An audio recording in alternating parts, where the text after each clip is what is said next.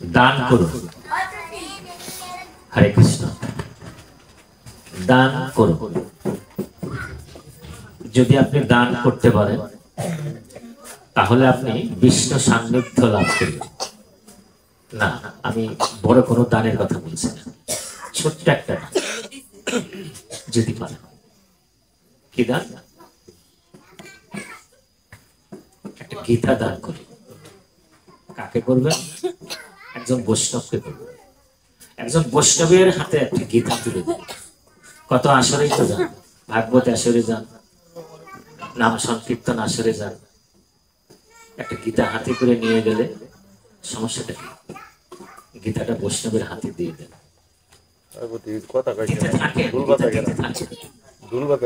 যদি প্রকৃত কোন বৈষ্ণবের হাতে গীতাটি পড়ে যায় আপনার, তাহলে ভগবান কৃষ্ণচন্দ্র বলছেন আপনি তুমি তুমি আমার সান্নিধ্য লাভ করবে, আমার সান্নিধ্য লাভ করবে। গীতা দান করবে। গীতা দান ও প্রভাবেন সপ্তকল্প মিতা সমা বিষ্ণু লোকম ব্যাপান্তে বিষ্ণুনা সহমোদতে। ভগবান শ্রীকৃষ্ণ বাচ কি বললেন? যে তুমি যদি গীতা দান করো, গীতা দানের প্রভাবে দাতা বিষ্ণু লোক প্রাপ্ত হয়ে সপ্তকল্পকাল, সপ্তকল্পকাল বিষ্ণু সান্নিধ্যে পরমানন্দ লাভ করে।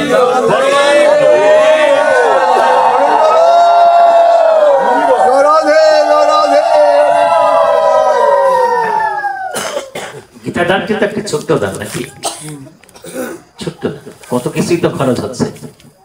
একটা গীতার কত?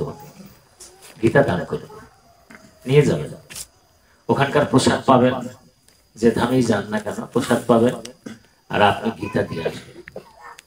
একটি দুটি গীতা দিয়ে আসেন, হাতে পড়বে পড়বে, প্রভু কৃপা করবে। এখন প্রশ্ন হচ্ছে, বুঝতে হবে কথাগুলো আবিধানিক অর্থ আছে, আক্ষরিক অর্থ আছে, ভাবানুবাদমূলক অর্থ আছে, আর শব্দের অর্থগুলো বুঝে নিতে হবে। এখানে কিন্তু একটা শব্দ বলে গেছে সপ্তকল্পকাল। এই সপ্তকল্পকালটা কি? এটা কতক্ষণ সময়? যদি আমি গীতা দান করি তাহলে গীতা দানের প্রভাবে আমি বিষ্ণু লোক সান্নিধ্য লাভ করব এবং সপ্তকল্পকাল বিষ্ণু সান্নিধ্যে পরমানন্দ লাভ করব। এটা বলা হচ্ছে। সপ্তকল্পকালটাকে এটা বুঝতে হবে। এটি কি? এটি না বুঝলে তো আনন্দ পাওয়া যাবে না।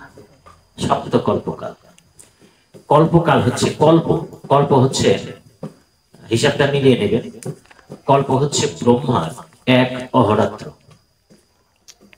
প্রজাপতি ব্রহ্মার এক অহরাত্র হচ্ছে কল্প। অহরাত্র মানে কি? দিন এবং রাত। অহরাত্র হচ্ছে দিন এবং রাত। তাহলে ব্রহ্মার অহরাত্র হচ্ছে এক কল্পকাল। এখন ব্রহ্মার দিন রাত কত দিনে? এইটা একটু বোঝা দরকার। কি আমাদের মতো দিন, এই যে কিছুক্ষণ আগে সকাল হয়েছে এখন সন্ধ্যা, তা তো না। ব্রহ্মার কল্পটা কি? ব্রহ্মার একদিন হচ্ছে 432 কোটি বছর। ব্রহ্মার একদিন হচ্ছে 432 কোটি বছর। মনে রাখবেন, লিখে নেন, 432 কোটি বছর হচ্ছে একদিন। তাহলে রাত কত দিন? কত কত বছর? 432 কোটি বছর। তাহলে 432 কোটি বছর দিন, 432 কোটি বছর রাত। এই হচ্ছে অহররাত। অহরাত্র তাহলে কত দাঁড়ালো? 864 কোটি বছর। 864 কোটি বছর হচ্ছে ব্রহ্মার অহরাত্র, মানে এক কল্প। তারই 7 কল্প, তারই 7 কল্প। তাহলে কত দাঁড়ায়? 6048 কোটি বছর। 6048 কোটি বছর আপনি বিষ্ণু সান্নিধ্যে পরমানন্দ লাভ করতে থাকবেন।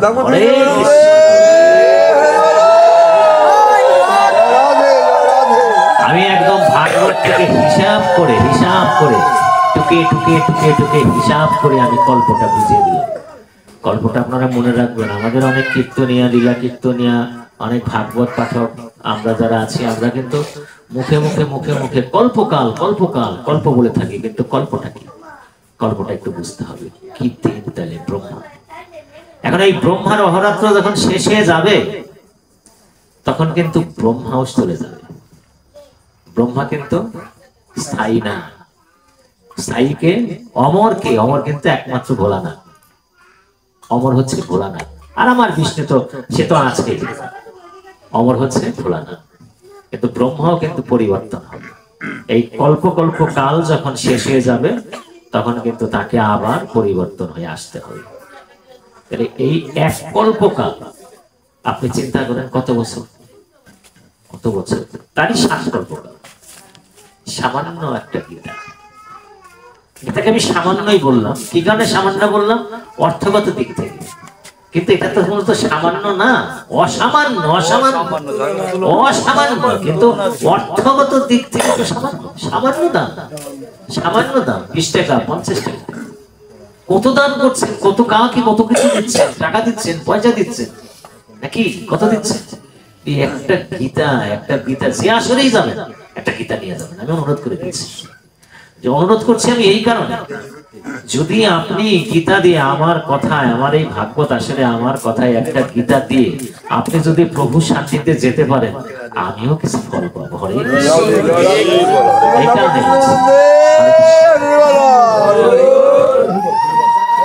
আমি অনুরোধ করছি, কথাগুলো বুঝে নেওয়ার চেষ্টা করবেন, খুব সুন্দরভাবে বুঝে নেওয়ার চেষ্টা করবেন। আমি জ্ঞানত যতটুকু পারি বুঝিয়ে দেওয়ার চেষ্টা করি। বুঝতে হবে। আমাদের একটা সমস্যা হয়ে গেছে, আমরা কীর্তন শুনি কিন্তু কীর্তন বুঝি না, আমরা ভাগবত শুনি কিন্তু ভাগবত বুঝি না। এটা হয়ে গেছে আমাদের সমস্যা। আমরা তত্ত্বকে বিভিন্ন ভাবে বর্ণনা করে থাকি, কিন্তু তত্ত্বকে সবসময় জীবনের সাথে মিলিয়ে নিতে হবে। জীবনের সাথে মিলিয়ে নিতে হবে তত্ত্বগুলোকে। এবং সনাতনী তত্ত্ব, সনাতন তত্ত্ব, এটা যে কি শাস্ত্র, এটা যে কি অদ্ভুত জিনিস। পৃথিবীতে মর্তধামে স্বর্গের বাণী চলছে, সনাতন স্বর্গের বাণী চলছে, বিষ্ণুর বাণী চলছে, অথচ আমরা সেগুলো উদ্ঘাটন করি, যে কারণে আমাদের কাছে স্বাদও লাগে। অথচ ভাগবত কিন্তু বলছে কি, পিবতম ভাগবত, ভাগবত পান করো, ভাগবত পান করো, রস রস রস পান করো, স্বাদ পাবে, স্বাদ পাবে, আনন্দ পাবে, এটা বলছে। এখন আমরা তো কলিতে আছি, নাকি? কলিতে 4,32,000 বছর মাত্র কলি বয়স, মানে আয়ুষ্কাল হচ্ছে 4,32,000 কলি। তার মধ্যে পার হয়ে গেছে 5,000 বছরের। আমরা এই পর্যায়ে আছি। পঞ্জিকা যদি খুলেন আপনি দেখবেন কলিগতাব্দা কত, কলিগতাব্দা কত, কলির আয়ুষ্কাল কত। কলির আয়ুষ্কাল থেকে কলিগতাব্দা মাইনাস করবেন, তাহলে আপনার পেয়ে যাবেন, আপনি দেখবেন যে 5,000 কয়েক বছর এই পর্যন্ত কলির আয়ু চলে গেছে। তাহলে আমরা এই পর্যায়ে আছি।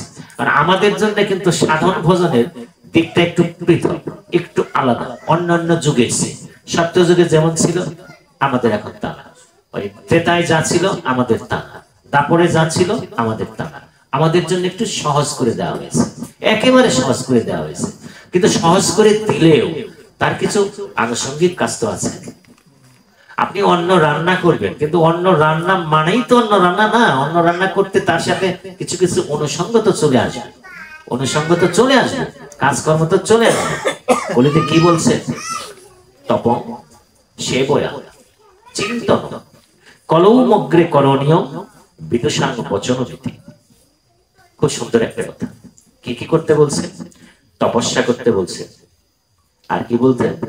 সেবা করতে বলছে, আর কি বলছে? ধ্যান করতে বলছে। দেখুন তো এখানে এখন উপায়টা কি, এই বিশ্লেষণটা কিভাবে করা যাবে? কলিতে তো তপস্যা নেই, কলিতে তো ধ্যান নেই, কলিতে যে সেবা, সে সেবাও তো সেই দাপর যুগীয় সেবার প্রশ্নে উঠে না। সেবা তো করাই যাবে না। সেবা আমরা কি করতে পারবো? কারণ আমরা তো অন্নগত প্রাণ, নিজের প্রাণটাই হচ্ছে অন্নগত প্রাণ। আমি আবার এই অন্নগত প্রাণ নিয়ে কার সেবা করবো? অন্নগত প্রাণা কামগত মোহনা, এরকম একটা ভাব হচ্ছে আমাদের দেহ। সররিপুর মানে জঞ্জালময় একটা পরিবেশ আমাদের। তাহলে কি বলছে? তপং সেবয়া চিন্তনম করৌমগ্রে করণীয়ম বিদুষাং বচনরীতি। এটা বিজ্ঞ পণ্ডিত প্রাজ্ঞজন, কলি বিদগ্ধজন তারা বলে গেছে। কি বলছেন? যে তপ করো, তপ মানে তপস্যা করো, আবার সেবয়া করো, সেবা করো, চিন্তন ধ্যান করো। কার করবে ধ্যান? দেখো কলিতে তপটা কি? আগেকার দিনে তপ ছিল, তপ মানে তপস্যা। কিরকম? যে ঊর্ধ্ব দিকে পদ দেওয়া হতো, মস্তক দেওয়া হতো নিচের দিকে, ঝুলে থাকা হতো এবং অগ্নিকুণ্ড জ্বালিয়ে তার দিকে মাথা দিয়ে থাকা হতো, তপস্যা। এতে এখন কি আর সেটা সম্ভব? সম্ভব না। কিন্তু তারপরেও তপ লিখে গেলেন, তাহলে এটা কি করতে হবে? আচ্ছা, আজ থেকে এদেরকে না বলুন, আজ থেকে এদেরকে, এখনই এই মুহূর্ত থেকে এদেরকে না বলুন। কাদের না বলবেন? কেন না বলবেন? কি বলা হলো এখানে? আজ থেকে এদেরকে না বলুন, এখন থেকে এদেরকে না বলুন। আপনি যে মুখে মুখে না বলবেন, না বললেই কিন্তু হবে না। আমি এটি খাবো না, আমি এটি ধরবো না, এই যে মুখে বললাম, এটাই কি শেষ? না, এটার জন্য তো আমাকে সাধন করতে হবে নাকি? ও তো আমাকে জ্বালা দেবে, ওটা দেখলেই আমাকে নিতে হবে, মনে হবে, মনে হবে, মনে হবে। না, আমি নেবো না, আমি বলছি তো, আমার মুখ দিয়ে আমি বলছি আমি নেবো না, আমি ধরবো না। এই যে সাধনাটা, এই সাধনাটাই হচ্ছে কলির তপস্যা। এই সাধনাটাই হচ্ছে কলির তপস্যা। এখন কাদেরকে আপনি না বলবেন? ত্রিবিধম ত্রিবিধম নরক সেদং দ্বার নাশনমাত্মন কাম ক্রোধস্তথা লোভ তস্মাৎ দেত ত্রয়ং ত্যজেৎ। ত্রয়ং ত্যজেৎ, এই তিনটিকে ত্যাগ করো। কোনটি? কাম, ক্রোধ, লোভ। এদেরকে না বলো। কাম, ক্রোধ, লোভ, এদেরকে না বলো। কেন? এরা হচ্ছে নরকের দ্বার, এরা হচ্ছে নরকের দ্বার, নরকের দরজা। তুমি তো যদি এই তিনটিকে না না করতে পারো, তিনটিকে যদি তুমি দমন না করতে পারো, তিনটিকে যদি তুমি নিয়ন্ত্রণ না করতে পারো, তাহলে নরকের দরজা তো খোলা, তুমি তো ঢুকে পড়ছো প্রায়। সুতরাং এটিকে না বলবো। ঠিক আছে, আমি আর কামে যাব না, আমি আর রাগ করব না, আমি আর লোভ করব না। এটি বলাই কি হবে? হবে? হবে না। এর জন্য আমাকে যথেষ্ট শ্রম দিতে হবে, সাধন করতে হবে, ভজন করতে হবে, ত্যাগ করতে হবে। এই যে ত্যাগ স্বীকারের যে প্রক্রিয়া, এগুলো ত্যাগের যে প্রক্রিয়া, এই প্রক্রিয়াটাই হচ্ছে তপস্যা। অনেকে দেখুন, অনেকে দেখুন, আমি অন্য অন্য নামগুলো এখানে বসে বলবো না, ছোট্ট একটা নাম বলি। ধরেন চা পানি, চা চা, অনেকে চা সেবন করে, কিন্তু ডাক্তার কি বলে দিয়েছেন আপনাকে? যে আপনারা এখন চা সেবন চলবে। আপনি স্বীকার করে আসলেন, ঠিক আছে আমি চা পান করব না, স্বীকার করে আসলেন। কিন্তু যখনই নাকি বাড়িতে চা বানাচ্ছেন অথবা রাস্তাতে হেঁটে যাচ্ছেন, বন্ধু যখন ডাক দিচ্ছে এই আইরে একটু চা খেয়ে যান, আরে চা খেতে তো না, আচ্ছা না করছে করছে, খাই এক কাপ খেলে আর কি হবে, এক কাপ খেলে আর কি হবে। এই যে দেখুন, তাইলে কি আপনার না হলো? না হলো। আপনাকে মনকে একদম শক্ত করে না হয়েছে যেটি, যেটি আমি না বলেছি, না বলেছি সেটির মধ্যে থাকতে হবে। এই যে নাতে থাকার যে প্রক্রিয়া, নাতে থাকার যে সাধন, এটি হচ্ছে কলিতে তপস্যা। আচ্ছা এখন দেখুন, এই যে বারবার যে আমরা এই কাম, ক্রোধ, লোভের কথা বলি, আমরা কি আসলে তিনটিকে চিনি? ভালো করে চিনি? চিনি, চিনি, চিনি, কিন্তু চিনি একটু সীমিত ভাবে চিনি। চিনি, সবাই চিনি।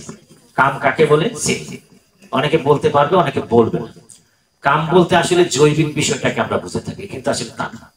সেটি আছে কিন্তু পূর্ণাঙ্গ ভাবে তা না। ক্রোধ মানে রাগ, রাগ বোঝা যায়। আর লোভ, লোভ তো বোঝাই যায়। লোভ হচ্ছে রসনা, জিহ্বার তৃপ্তি, জিহ্বা যেখানে এগিয়ে যায়, এটি। এখন এগুলো সৃষ্টি হয় কিভাবে? আমি ছোট্ট একটা উদাহরণ দিয়ে বুঝিয়ে দিচ্ছি। আপনি হাঁটছেন হাঁটছেন, হাঁটতে হাঁটতে হাঁটতে হাঁটতে কোনো ব্যক্তি, কোনো বস্তু বা বিষয় আপনার সামনে এলো। সেটা ব্যক্তি হতে পারে, যদি আপনি পুরুষ হন নারী হতে পারে, যদি আপনি নারী হন তাহলে পুরুষ হতে পারে, অথবা কোনো বস্তু হতে পারে, কোনো বিষয় হতে পারে, কোনো বিষয় হতে পারে। তাহলে ব্যক্তি হতে পারে, বস্তু হতে পারে, বিষয় হতে পারে। আপনি যখন চলার পথে এগুলো দেখছেন, দেখার পরে কি হবে? আপনার প্রথমত ভালো লাগবে, ভালো লাগবে। এই ভালো লাগা থেকে থেকে থেকে থেকে এই যে ভালো লাগলো না, আপনি ভালো লাগে এটার মাথার থেকে সরাতে পারছেন না। এটা নিয়ে আপনি শুধু ভাবছেন, চিন্তা করছেন, আরে ভালো তো, ভালো ভালো দেখলাম, ভালো লাগলাম, এত সুন্দর, এত সুন্দর। এই যে এটা নিয়ে আপনি ভাবছেন, হয় সে ব্যক্তি, না হয় বস্তু, না হয় বিষয়, এটা নিয়ে আপনি ভাবছেন। ভাবতে ভাবতে ভাবতে ভাবতে এমন পর্যায়ে হলে গেল সেটি আপনি আর আপনার মন থেকে তাকে দূরে সরে দিতে পারছেন। ওইটাই শুধু আপনার মনের ভিতরে নাড়াচাড়া করছে। এটাকে বলে এক নাম হচ্ছে এটার আসক্তি। আর এই আসক্তিটাই মূলত হচ্ছে লোভ। এই আসক্তিটাই হচ্ছে মূলত লোভ, প্রথম পর্যায়ের লোভ। এবং লোভ যে হলো তারপরে কি চেতনা আসবে আপনার মনে? আমাকে ভালো। তারপরে আপনার মনে কি আসবে? না, ওটাকে পেতে হবে, ইচ্ছে এমন ভাবে জাগ্রত হবে, ওটাকে আমি চাই, ওটাকে আমার চাই, ওটা আমার নিতেই হবে। এই যে চাওয়ার যে অদম্য আকাঙ্ক্ষা, অদম্য ইচ্ছা, এটির নামই হচ্ছে শাস্ত্রে কাম। কাম। আর এইটা যখন নাকি কেউ বাধা দেবে, অর্থাৎ ওটা ধরতে গিয়ে, ওটা আনতে গিয়ে যখন আপনি বাধাগ্রস্ত হবেন, তখনই কিন্তু আপনার ভিতরে ক্রোধ জন্ম। আর যখন ক্রোধ জন্ম নেবে, তখন আপনার বুদ্ধির বিপর্যয় ঘটবে। আর বুদ্ধির বিপর্যয় যখন আসবে, তখন বিনাশ ঘটবে। তখন বিনাশ ঘটবে। এই হচ্ছে কাম, ক্রোধ এবং লোভ। এটাকে সংবরণ করতে হবে। এটিকে যদি আপনি সংবরণ করতে পারেন, তাহলে এদেরকে না বলা হলো এবং আপনার তপস্যায় আপনি সিদ্ধ। আবার তৃতীয় পর্যায়ে কি বলছেন? দ্বিতীয় পর্যায়ে বলছেন সেবয়া। প্রথম হচ্ছে কি? তপস্যা। কলিতে তপস্যা হচ্ছে এই তিনটাকে না বলা। আর বলছে সেবয়া। সেবা কাদের করবেন কলিতে? কলিতে কি আপনি কৃষ্ণকে সাক্ষাৎ পাবেন? বিষ্ণুদেবকে সাক্ষাৎ পাবেন? কোন দেব দেবীকে সাক্ষাৎ পাবেন? কাদের সেবা করবেন আপনি? ঘরে দুজন আছে, তাদের সেবা করবেন। আর হলো কলিতে যারা বৈষ্ণবদের সেবা করবেন। কি বলছেন? গৃহে বৈষ্ণব আনুন, বৈষ্ণব ভক্ত আনুন, এদের সেবা করুন। এদের সেবা করলে আপনার গৃহ বাসযোগ্য হবে। তাছাড়া শাস্ত্র বলছে বাসযোগ্য গৃহ না। যে গৃহে বৈষ্ণব যাবে না, বৈষ্ণব সমাগত হবে না, ভক্ত সমাগম হবে না, সেই গৃহ বাসযোগ্য না। আমাদের শাস্ত্রে বলছে, ভাগবত বলছে। শ্লোকটা কি? বেলালয় দ্রুমাবৈ তেপ্প রিক্ত ঢিল সম্পদ যত গৃহাস্তীর্থ পাদীয় পাদতীর্থ বিবর্জিতা। ভক্ত বৈষ্ণবের চরণ পদরজ যদি আপনার গৃহে না পড়ে, তাহলে সেই গৃহটা বিবর্জিত হয়, সেটা বর্জন হয়। কেমন বর্জন হয়? বাংলাটা করে দিয়েছেন কি টিকাকারেরা?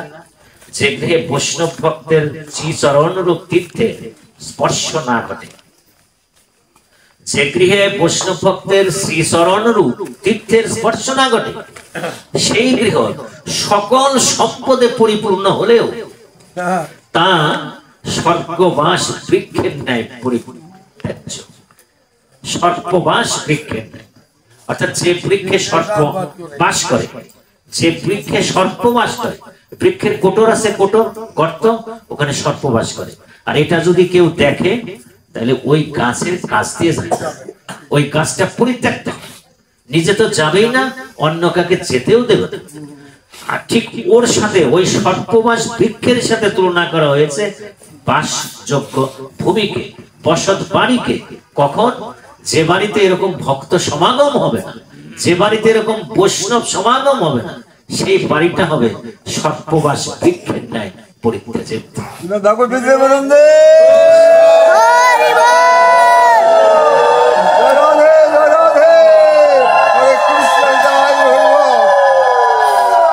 আচ্ছা, এখন কথা হলো, আমি তো বৈষ্ণবের কথা বললাম, যে বাড়িতে বৈষ্ণব আনতে হবে, ভক্ত আনতে হবে। আপনি ভক্ত পাবেন কোথায়? বৈষ্ণব পাবেন কোথায়? এর কি কোনো সংজ্ঞা ভাগবতে আছে? আচ্ছা, ভাগবতে খুব সুন্দর ভাবে কলির বৈষ্ণব কানা এটা ব্যাখ্যা দিয়ে দিছে, খুব চমৎকার ভাবে দিয়ে দিছে। দেখুন, হরি নাম ও পরাজস্ত বিষ্ণু পূজা পরায়ণ কৃষ্ণ মন্ত্রং যো গৃহ্ণাতি বিষ্ণু জানাতি বৈষ্ণব পদ্মপুরাণ। আমি আবার বলছি, হরিনাম পরাজস্ত বিষ্ণু পূজা পরায়ণ কৃষ্ণ মন্ত্রং যো গৃহ্ণাতি বিষ্ণু জানাতি বৈষ্ণব। পদ্মপুরাণ বাচন। দেখুন, যদ্যপি কহ বৈষ্ণব বলিব কাহারে। কাকে বৈষ্ণব বলবো? বৈষ্ণব তাদেরকে বলো, শাস্ত্রে বলে বিষ্ণু উপাসনা যে করে সে হচ্ছে বৈষ্ণব, যে বিষ্ণু পূজা করে সে হচ্ছে বৈষ্ণব, যে বিষ্ণু সেবা করে সে হচ্ছে বৈষ্ণব, যে বিষ্ণুর জন্য প্রসাদ তৈরি করে সে হচ্ছে বৈষ্ণব, যে বিষ্ণুর জন্য তুলসী চয়ন করে সে হচ্ছে বৈষ্ণব। বিষ্ণু বিষ্ণু বিষ্ণু ভাবনা যার ভিতরে আছে সেই হচ্ছে কলিতে বৈষ্ণব। দুই নাম্বার হচ্ছে হরিনাম ও পরায়ণ। হরিনাম শুনতে যে চায়, হরিনাম শুনে যে আপ্লুত হয়, হরিনাম শুনে যে বিগলিত হয়, হরিনামের কথা শুনলে যে আর বসে থাকতে পারে না, ছুটে যায়, হরিনাম ও পরায়ণ সে হচ্ছে কলিতে বৈষ্ণব। তিনি কি বলছেন? পূজয় কেশব, যে নাকি কেশবের পূজা করে, ওই বিষ্ণুর পূজা করে। আর কি? কৃষ্ণ মন্ত্র গ্রহণ, এই যে গুরু মন্ত্র গ্রহণ, যে নাকি কৃষ্ণের বীজ মন্ত্র নেয়। গুরু মন্ত্রের মধ্যে কিন্তু আবার কথা আছে, গুরুদেবরা কি মন্ত্র দিয়েছেন, আপনারা তো সবাই গুরু মন্ত্রে দীক্ষিত। কৃষ্ণ বীজ মন্ত্র যদি আপনি নিয়ে থাকেন, কৃষ্ণ বীজ মন্ত্র, বীজ মন্ত্র দিয়ে যদি গুরুদেব আপনাকে মন্ত্র দিয়ে থাকে, তাহলে সেই মন্ত্র দিয়ে কৃষ্ণ মন্ত্র গ্রহণ যদি আপনি করে থাকেন এবং বিষ্ণু জানয়ে যদি থাকে, বিষ্ণুকে যদি আপনি জানেন, বিষ্ণুকে যদি আপনি বুঝেন, বিষ্ণুর নাম শুনলে যদি আপনার মস্তক নত হয়ে আসে, তাহলেই আপনি বৈষ্ণব। আপনাকে এই হচ্ছে কলির বৈষ্ণব। আপনাকে অত খুঁজতে হবে না, আপনাকে অত ওই পোশাক আদি খুঁজতে, ওই পোশাক আদি দেখেও খুঁজতে হবে না। আপনি শুধু এই চারটি লক্ষণ দেখুন, কি যে সে বিষ্ণু পরায়ণ কিনা, সে কৃষ্ণ মন্ত্রে দীক্ষিত কিনা, তার সমস্ত চেতনা বিষ্ণুকে ঘিরে কিনা। যদি এরকম হয়, হরিনাম ও পরায়ণ কিনা, যদি এরকম হয়, তাহলে কলিতে তিনিই হচ্ছেন বৈষ্ণব। তাকে আলিঙ্গন, তাকে আলিঙ্গন বৈষ্ণব।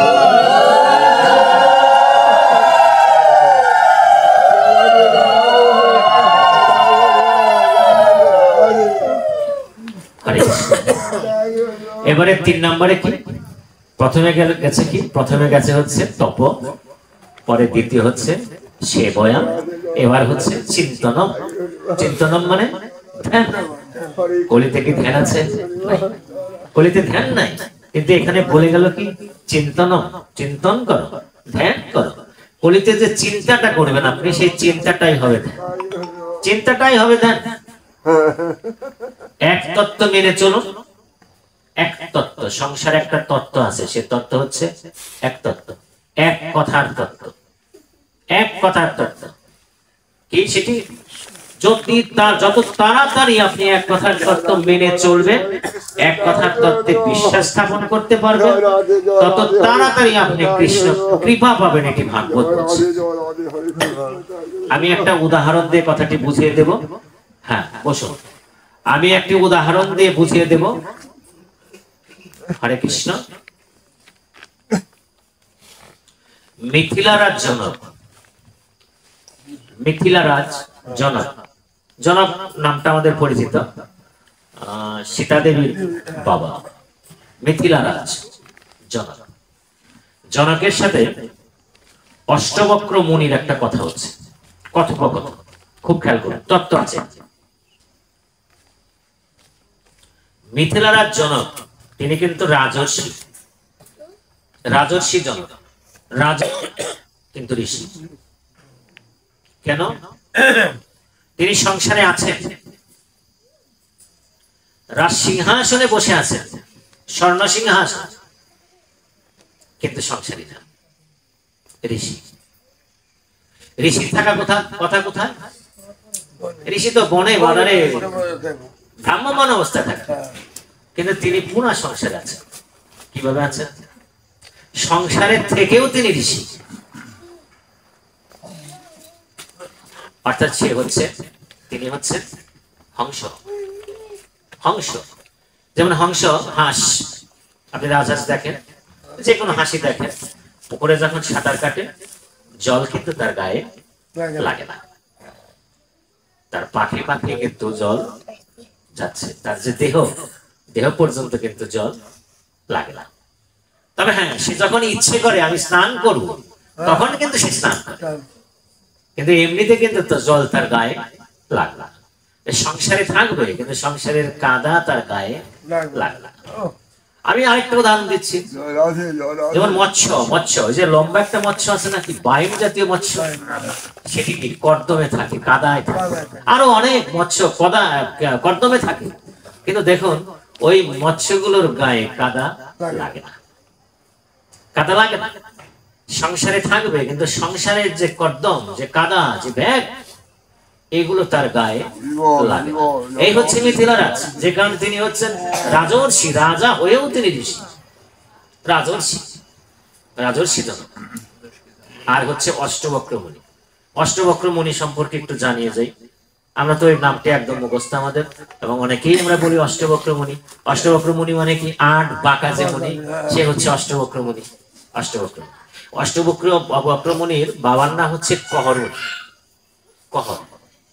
আর তার মা হচ্ছে সুজাতা দেবী। অষ্টবক্র মুনির বাবার নাম হচ্ছে কহর মুনি, আর তার মা হচ্ছে সুজাতা। সুজাতার কোনো সন্তান ছিল না। শিবের, আমার ভোলানাথের উপাসনা করতেন। ভোলানাথের কাছ থেকে একটি সন্তান চেয়ে নিল। ভোলানাথ তাকে সন্তান দিল। স্বপ্নদ্রষ্ট হয়ে সন্তান পেল। সন্তান যখন গর্ভে, তখন কহর মুনি প্রতিদিন যে ভাগবত শুনত, ভাগবত বলতো, তার পাশে বসে সুজাতা দেবী ভাগবত শ্রবণ করত, ঠিক সেই সুখদেব গোস্বামী শ্রীপাদ মহাশয়ের মতো। যখন অষ্টবক্র সুজাতার গর্ভে, কহর মুনি যখন নাকি শাস্ত্র নিয়ে কথা বলতো, ভাগবত নিয়ে কথা বলতো, ভাগবত আলোচনা করত, তখন সুজাতা দেবী কাছে বসে বসে সেগুলো শুনত।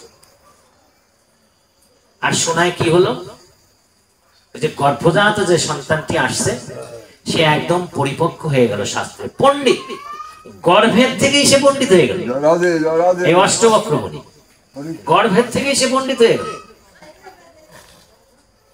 কহর মুনির বয়স যখন একটু বেড়ে গেছে, 80 ছাড়িয়ে গেছে, 80 ছাড়িয়ে গেছে, তখনকার কথা কিন্তু, যখন বাচ্চা আসার কথা না, তখনকার কথা। এই পর্যায়ে ভোলানাথের বড়ে বাচ্চাটি এলো। একদিন কহর মুনি শাস্ত্র বলছে, ভাগবতের শ্লোক বলছে, সুজাতা শুনছে, গর্ভাবস্থা। ওই গর্ভের থেকে বাচ্চাটা বলে ফেলছে, থামুন, শ্লোক হচ্ছে না, উচ্চারণ ভুল হচ্ছে আপনার। সুজাতা কে বলছে? এই শুনছো, আমার গর্ভের থেকে বলছে, তোমার বাচ্চা তোমাকে বলছে তোমার উচ্চারণ হচ্ছে না। এত বড় সাহস! আমার সন্তান গর্ভের থেকে, এখনো প্রসব হয়নি, ভূমিষ্ঠ হয়নি, গর্ভের থেকে সে আমার ভুল ধরা শিখেছে। এ তো যখন ভূমিষ্ঠ হবে, যখন নাকি প্রসব হবে, এ তো দেখি সর্বনাশ করবে জগতে। আমি তাকে অভিশাপ দিচ্ছি। তোকে অভিশাপ দিচ্ছি, তোর জন্ম যেন 8 বাঁকা হয়ে হয়, 8 বাঁকা হয়ে যেন হয়। সুজাতা একদম কহরের চরণ ধরে ফেলল, এ তুমি কি করলে? আমি ভোলার কাছ থেকে চেয়ে নিয়েছি সন্তানটিকে, জানি না এখনো কি আসবে, তনয় আসবে না তনয় আসবে আমি জানি না, তুমি অভিশাপ দিয়ে ফেললে 8 বাঁকা, 8 বাঁকা, এটাকে তুমি ঠিক করলে? সুজাতা পায়ে ধরে ফেলছে। কহর বলছে, দেখো রেগে গিয়েছিলাম, যা বলে ফেলেছি, আমি তো বাবা, আমার অভিশাপ লাগবে না, আমি তো বাবা, আমার অভিশাপ লাগবে না, বলে ফেলেছি রাগের মাথায়।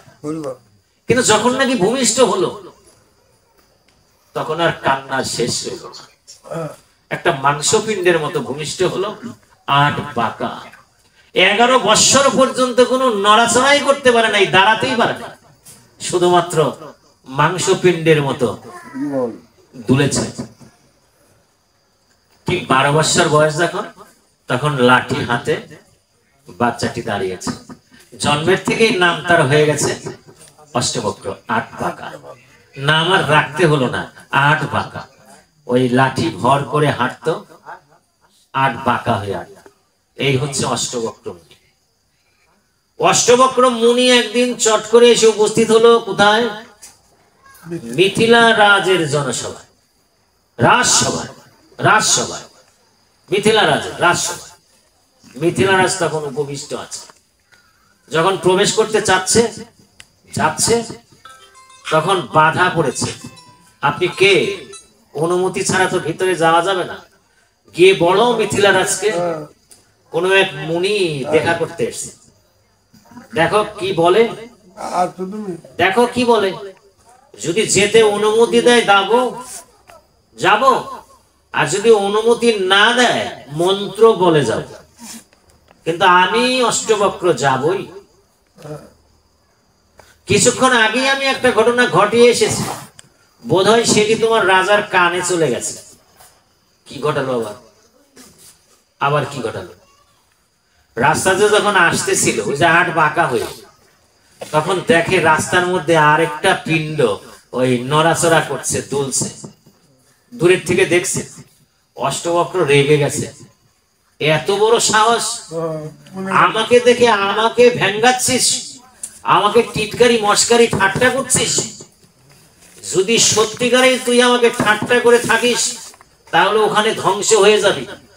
আর যদি সত্যিকার অর্থেই তুই এরকম নড়াচড়া করিস, তাহলে তুই জীবন্ত হয়ে দাঁড়িয়ে যাবি। যখনই কুমন্ডল থেকে জলের ছিটা দিয়েছে, তখনই দাঁড়িয়ে গেছে। কে দাঁড়ালো?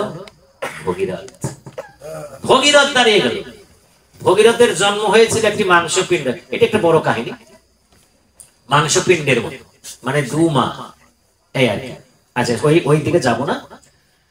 কুমন্ডলের জল দিয়ে ভগীরথকে দাঁড় করে দিল। ভগীরথ যখন দাঁড়িয়ে গেছে, শিশু দাঁড়িয়ে গেছে, একদম পরিপূর্ণ শিশু।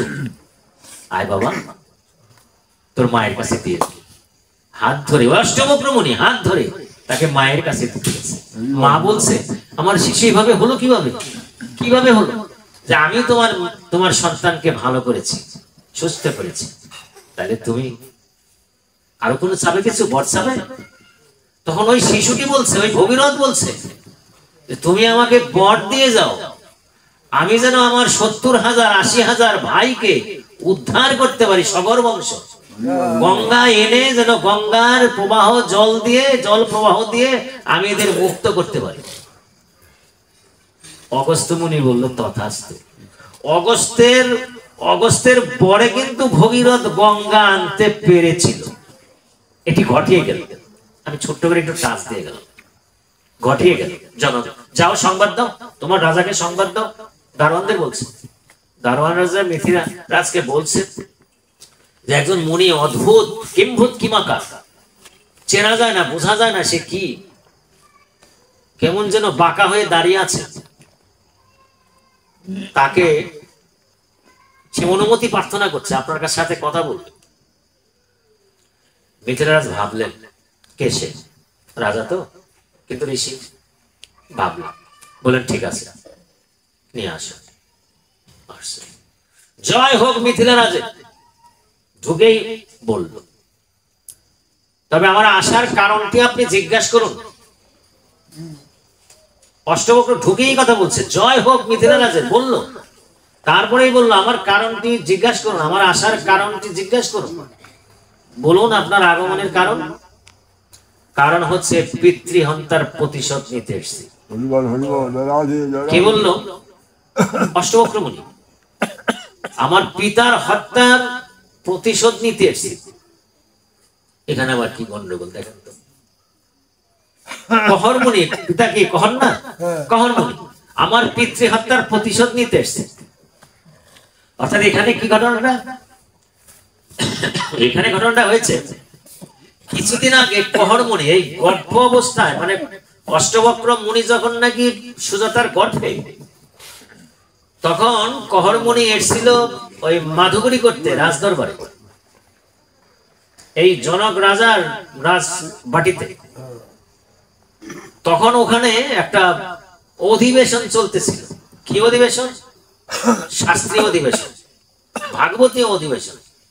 কিন্তু একটা প্রতিযোগিতা ছিল, যে হারাতে পারবে, যে হারবে তাকে ওই জলে নিক্ষেপ করা হবে এবং তাকে ডুবে দেওয়া হবে, মানে তাকে হত্যা করা হবে জলে ডুবিয়ে।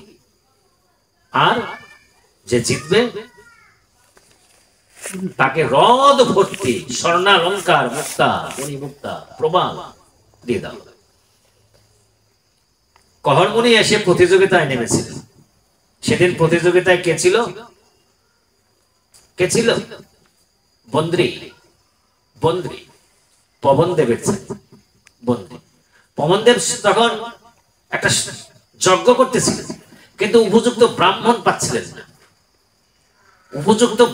পাচ্ছিলেন না, যে কারণে বন্দ্রী এসেছিলেন এই জনক রাজার বাটিতে, যে কোনোভাবে এখানে এই যজ্ঞ করে, এখানে শাস্ত্রীয় আলোচনায় করে যে জিতবে তাকে আমি নিয়ে যাব। তাহলে সে জানাশোনা হবে, যে জিতবে তাকে আমি নিয়ে যাব। 3 বার কহরমণি জিতে যায়, জয় হোক কহরমণি, জিতে যায়। কিন্তু 4র্থ বারের বার প্রতারণা করে, ছলনা করে কহরকে হারিয়ে দেওয়া হয়। আর হারিয়ে দিয়ে তাকে জলে নিক্ষেপ করা হয়। আর জলে নিক্ষেপ করার সঙ্গে সঙ্গে আমি ওখানে একটা ভুল করে গেছি। বরুণদেবের পুত্র বন্দ্রী জলের ভিতর দিয়ে নিয়ে তাকে ওই রাজবাড়িতে নিয়ে যাওয়া হয়, ওই বরুণদেবের ওখানে নিয়ে যাওয়া হয়। ওখানে গিয়ে তাকে পুত্রার্থ কৃতার্থ যজ্ঞে বসিয়ে দেওয়া হয়। আসলে কিন্তু কহরকে হত্যা করা হলো না, নিয়ে যাওয়া হলো, কৌশলে নিয়ে যাওয়া হলো। কিন্তু মাটিতে তো সে যায়নি। কহর থেকে অষ্টবক্র যখন জন্ম নিল তখন কিন্তু বাবা কাছে ছিল না। বাবা ওই যজ্ঞ করতেছিল, ছলনায় যজ্ঞ করতেছিল। তখন ভূমিষ্ঠ হয়ে দেখলো যে মা আমি যাচ্ছি। কোথায় যাচ্ছ? কেন? আমি একটু ঘুরে আসি, শাস্ত্র আলোচনা করে আসি। তুই যদি আমার সন্তান হয়ে থাকিস, কোথাও গিয়ে তুই শাস্ত্র কথা বলবি না। কেন শাস্ত্র কথা বলবো না? আমি ভাগবতী কথা বলবো, ভাগবতের শ্লোক বলবো, ভাগবতের বাংলা বলবো, ব্যাখ্যা বলবো। না, তুই ভাগবত বলবি না।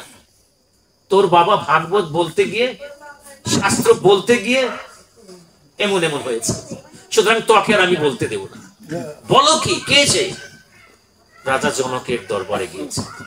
সেখান থেকে তোর বাবা কোথাও হয়ে গেছে, আর তাকে পাওয়া যায়নি। এই কারণেই তো আমি যাচ্ছি, এই কারণেই তো আমি জনকের রাজসভায় যাচ্ছি। জনকের কাছে গিয়ে আমি আমার পিতৃ হত্যার প্রতিশোধ নেব, চাবো আমার পিতাকে। যদি না দিতে পারে সে, তাকে আমি হত্যা করে আসবো। আমি যাবি? হ্যাঁ যাবো, যাচ্ছি। যাওয়ার সময় মা তুমি আমার মাথায় একটু হাত বুলিয়ে দাও। এই যে তত্ত্ব, মাতৃ আশিস, মায়ের আশিস নিয়ে অষ্টবক্র ছুটলো, ওইভাবে ছুটলো। বুঝে যায় প্রস্তুত, তাই তো? একটা ঘটনা ঘটিয়ে গেছে। যায় প্রস্তুত, আমার পিতৃহন্তার প্রতিশোধ নিতে এসেছি। পিতৃহন্তা?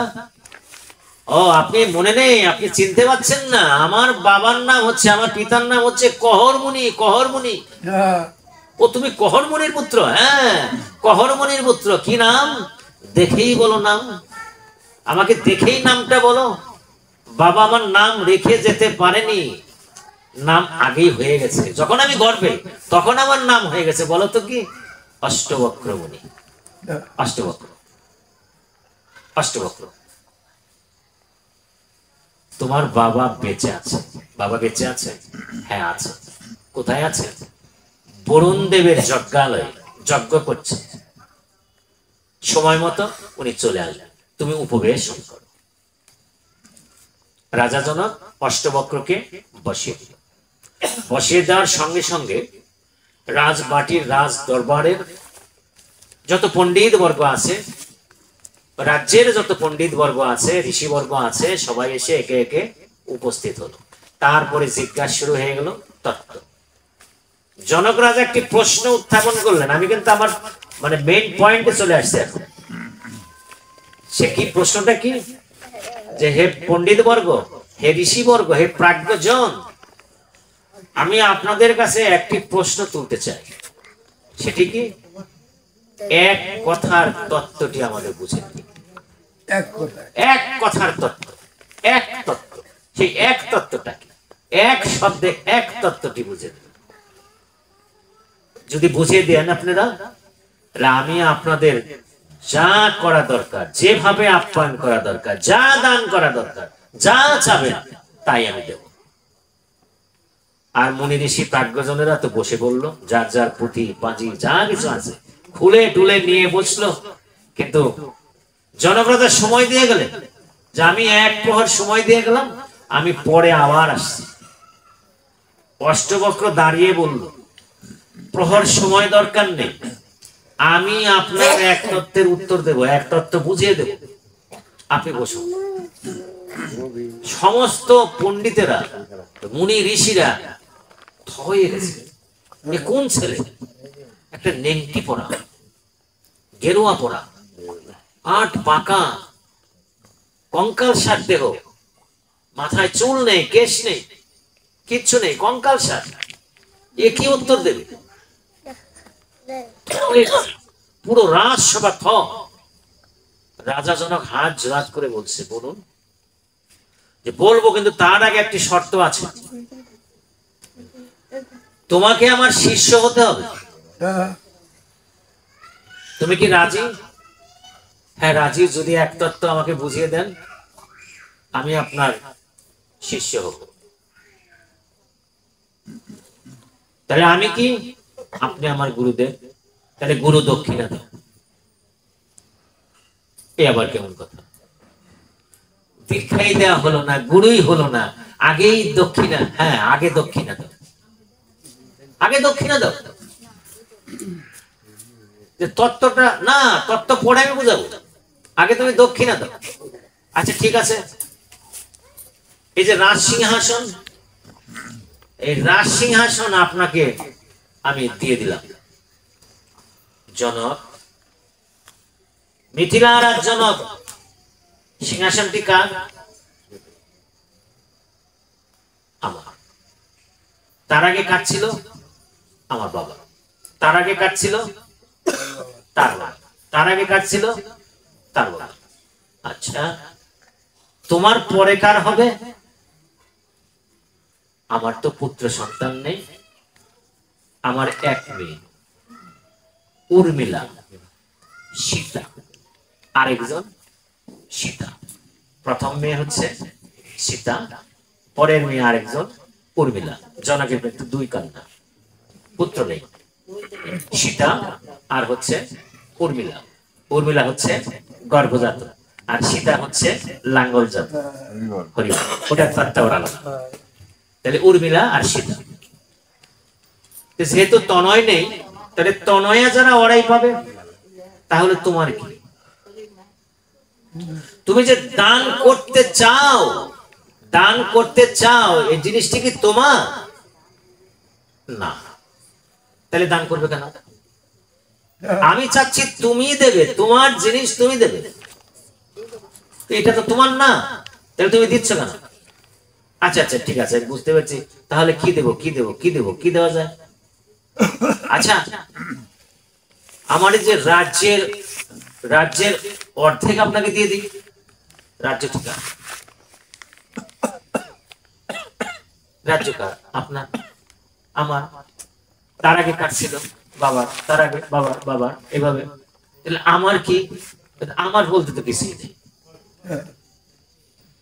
আমার বলতে কিচ্ছু নেই। এভাবে যত কিছু দিতে চাচ্ছে, ঠিক আছে। আমার স্ত্রীকে আপনার দাসী করে দেই, আচ্ছা, তাহলে স্ত্রী আপনার। আচ্ছা, আপনি যখন সংসার ছেড়ে চলে যাবেন, ওই চিতায় উঠবেন, তখন কি আপনার স্ত্রী সাথে যাবে? তা তো যাবে না। তাহলে স্ত্রী আপনার হলো কেমনে? স্ত্রী যতদিন আপনার গৃহে আছে ততদিন শুধুমাত্র তার উপরে আপনি আপনার কর্তৃত্ব স্থাপন করে আছেন। আর যখন আপনি চলে যাবেন, আপনার মতো আপনি যাবেন, তার মতো সে যাবে। সে তো আপনার না, তাহলে আপনার কি? তা আমার তো কিছুই নেই, আমার কিছুই নয়, কিচ্ছু নয়। এ সব কিছু, সব কিচ্ছু নয়, সবই নয়। কি নয়? সবই নয়, নয়। তাহলে কি করছি আমরা? করে যাচ্ছি শুধু অভিনয়। সবই নয়, অভিনয়। সবই নয়, অভিনয়। অভিনয় করে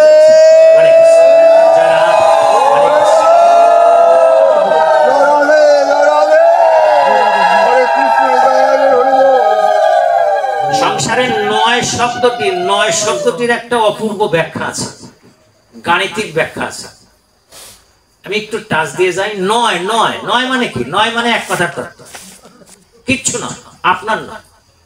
এই জগৎ সংসারে আপনি আপনার বলতে কিচ্ছু নেই, মানে আপনার নয়, এগুলো নয়। এই নয়টা হচ্ছে এক কথার তত্ত্ব। যখন এই তত্ত্বটি বুঝিয়ে দিল এক কথার তত্ত্ব, মিথিলারাজ জনক সিংহাসন থেকে উঠে এসে অষ্টবক্রকে জড়িয়ে ধরে তাকে প্রণাম করলেন, অষ্টাঙ্গ প্রণাম করলেন, গুরুদেব হিসেবে মেনে নিলেন। এক কথার তত্ত্ব। এখন গাণিতিক সূত্রটা কি? আরো বুঝিয়ে দিয়ে যাচ্ছি আমি আরেকটু ব্যাখ্যা দিয়ে যাচ্ছি। যেমন নয়, নয় কি? নয় নাই, নয়, 9 ইন্টু 1 ইকুয়াল 9, নাই। তাহলে 9 গুণন 2 18, 18। 8 আর 1 যতগুলো ফল আসবে, দুটি সংখ্যার ফল আসবে, দুটি সংখ্যার ফল আসবে, দুটি যদি যোগ করেন ফল হবে। যেমন 3 নং 27, 2 আর 7 9, 4 নং 36, 3 আর 6 9, 5 নং 45, 4 আর 5 9, 8 নং 72, 7 আর 2 9। ঠিক। আবার যদি ভাগ করেন, যেমন 3 নং 27, 3 নং 27, এই 27 কে আপনি 3 দিয়ে ভাগ করেন, তাহলে কত? 9। যত ওইটা দিয়ে যত ভাগ করবেন তাও না। তার মানে এই জগৎ সংসারটি হচ্ছে 9, শুধু 9-এর খেলা, 9-এর খেলা।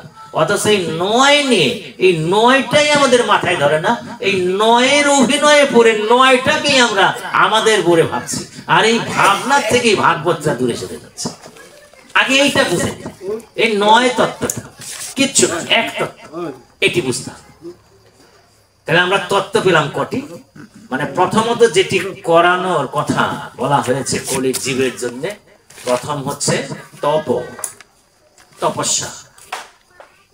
কি? কাম ক্রোধ লোভ ত্যাগ করার যে সাধনা, সেটি হচ্ছে তপস্যা। দ্বিতীয়টি কি? সেবা। কাদের সেবা? বৈষ্ণব ভক্তবৃন্দের সেবা। গৃহে এনে এরকম ভক্তবৃন্দকে সেবা করা। আর তৃতীয়ত কি? এক তত্ত্ব, সংসারে এক তত্ত্ব, জাগতিক ভাবে এক তত্ত্ব মেনে চলা।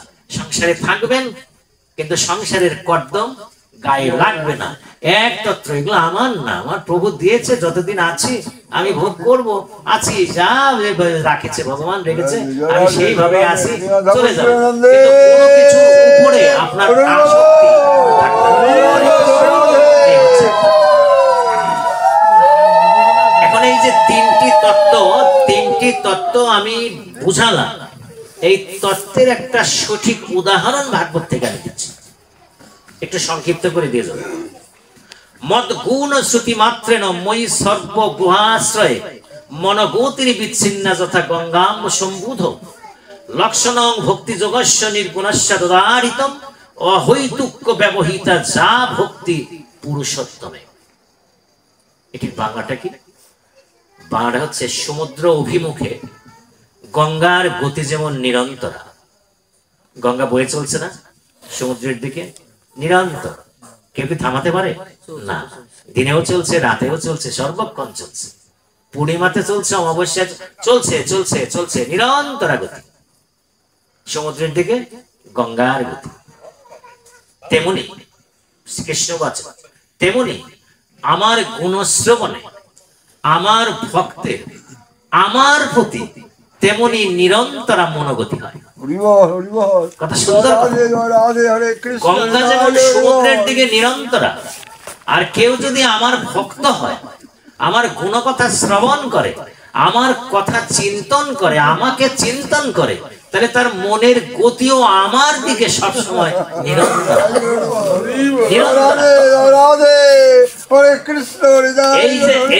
এই যে নিরন্তরা যে গতি, এই গতিটাই হচ্ছে নিষ্কাম গতি, নিষ্কাম ভক্তি। সে কিন্তু কিছু চায় না, সে কিন্তু প্রভুর কাছে কিছু চায় না, শুধু তাকে নিয়ে ভাবে, তাকে নিয়ে চিন্তন করে। এটা হচ্ছে নিষ্কাম ভক্তি। আর যখনই নাকি নিষ্কাম ভক্তি আসবে, ওই নিষ্কাম ভক্তরা অবশ্যই আমার কৃপা লাভ করবে। ভগবান শ্রীকৃষ্ণ নিষ্কাম ভক্ত হয়ে যখনই আপনি সেবা করবেন, চিন্তা করবেন, তখনই প্রভু আপনাকে কৃপা করবেন। এই জয়া, তুই বাড়ি যা। কি বলছে জয়া? আচ্ছা, জয় নামের একটি ছেলে, আর ডাক নাম হচ্ছে জয়া, ছোট বালক, 5 বছরের বালক।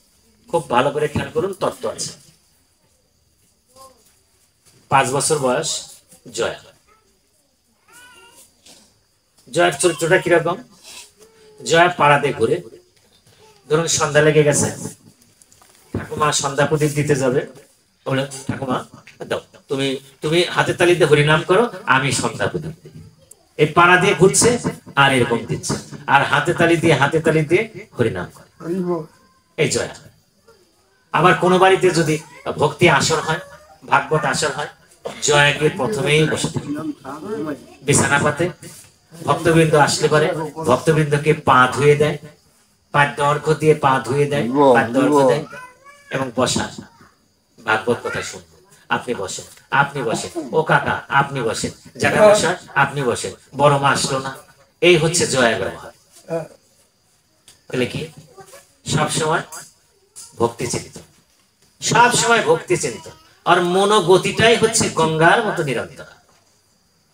জয়া আজকে ওই যে অজয় নদী ওর বাড়ির পাশে কোন অঞ্চলে, এটি হচ্ছে বীরভূম অঞ্চল।